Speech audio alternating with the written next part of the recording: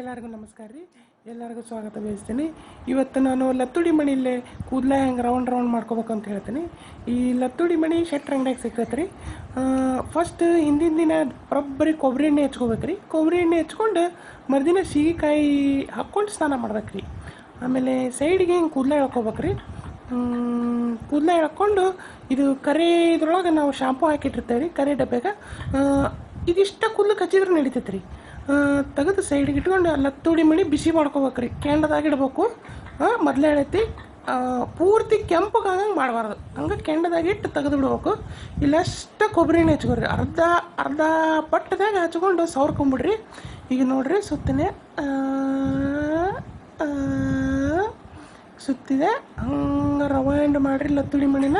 ಇದು ಲತ್ತುಡಿ ಮಣಿ ಹೊಸ ಟೆಕ್ನಾಲಜಿ ರೀ. ಈಗ ಸುತ್ತಿದ ತಕ್ಷಣ ಹಂಗೆ 1 ಸೆಕೆಂಡ್ ಹಿಡ್ಕೊಡ್ರಿ. 1 ಸೆಕೆಂಡ್. ಈಗ ರೌಂಡ್ ಆಕತ್ತೆ. 1 ಸೆಕೆಂಡ್. ಅರ್ಜೆಂಟ್ ಮಾಡಬೇಡ್ರಿ ಪ್ಲೀಸ್.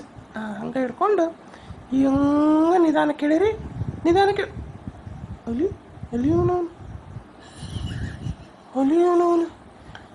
ಅವನು ಶೆಟ್ಟಿಗೆ ತಗೊಂಡ ಹೊಡಿತೇನೆ ತಡಿ. ನಾಳೆ ಡೂಪ್ಲಿಕೇಟ್ ಲತ್ತುಡಿ ಮಣಿ ಕೊಟ್ಟಾನ ಇವನು. ಇವನ ಸಿಗಲಿ, ನಾಳೆ ಮಾಡ್ತೇನೆ.